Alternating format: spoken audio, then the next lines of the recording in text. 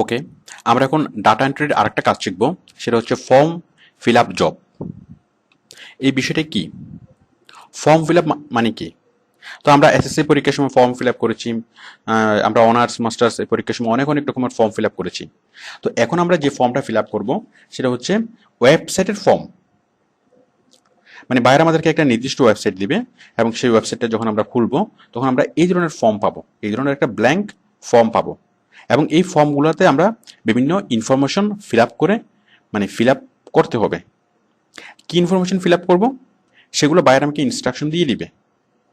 সেই ইনফরমেশনগুলো বাইরে আমাকে ইনস্ট্রাকশন দিবে, অথবা আমাকে বলবে যে ওয়েবসাইট থেকে আমি কোত্থেকে এই ইনফরমেশনগুলো খুঁজে পাবো সেটা আমাকে সোর্সগুলো দিয়ে দিবে, যে অন্যান্য ওয়েবসাইট থেকে ইনফরমেশনগুলো কালেক্ট করে আমি এই ফর্মগুলো ফিল আপ করবো। এটা হচ্ছে ফর্ম ফিল আপ জব। তো এই ফর্ম ফিল আপ জবটা করার জন্য আপনার এই যদি আপনি এক্সেল আপনার জানা থাকে, অথবা মাইক্রোসফট এক্সিস অথবা মাইক্রোসফট এক্সেল যদি আপনার জানা থাকে তাহলে সেক্ষেত্রে মোটামুটি ভালোভাবে আপনি কাজটা করতে পারবেন। তো আসলে কাজটা একেবারে সিম্পল জব। আচ্ছা, মনে করেন যে এয়ারটেল কোম্পানি, তাদের যতজন সাবস্ক্রাইবার আছে সবার একটা ফর্ম তারা ফিল আপ করে।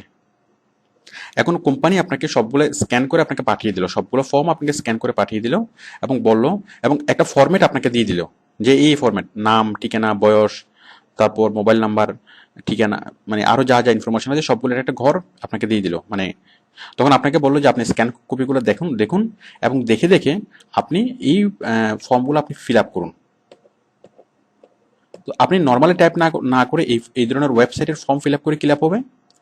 লাভ হচ্ছে যে আপনি ওয়েবসাইটের ফর্ম ফিল আপ করার মাধ্যমে আপনি সরাসরি ডাটাবেজে ইনপুট হয়ে যাচ্ছে। এটা হচ্ছে ওদের লাভ। মানে আপনাকে দিয়ে ওয়েবসাইটের মাধ্যমে সরাসরি ওরা ডাটা ইনপুট করাচ্ছে। তো এই ফর্ম ফিল আপের যে জবটা সেটা হচ্ছে ফর্ম একটাই, বাট ইনফরমেশন হবে ভিন্ন ভিন্ন। সাপোজ আপনার এই যে আমরা স্কুলের ফর্ম, যেগুলো স্কুলে যে আমাদের ভর্তি ফর্মটা কিন্তু একটাই। সে একটাই ফর্মে অনেক অনেক মানুষ ফিল আপ করে, মানে একরকম ফর্মই অনেক অনেক ছাত্র ফিল আপ করে। তো একটা ফর্ম যদি 10,000 ছাত্র ফিল আপ করে, তাহলে 10,000 জনের নাম মানে ভিন্ন, তারপর অ্যাড্রেস ভিন্ন, ফোন নাম্বার ভিন্ন, সবকিছু ভিন্ন। তো আপনাকে বাইরের স্ক্যান কপিগুলো দিবে এবং বলবে যে স্ক্যান কপিগুলো দেখে দেখে আপনি জাস্ট এই ফর্মগুলো ফিল আপ করেন এবং এই ফর্মে যে ইনফরমেশনগুলো আছে সেগুলো জাস্ট আপনি ইনপুট করুন।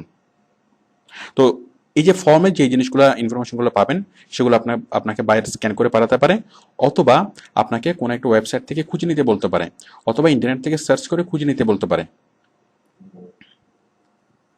তো আশা করি আপনারা বুঝতে পেরেছেন যে ফর্ম ফিল আপ জবটা কি। It's a very very simple job.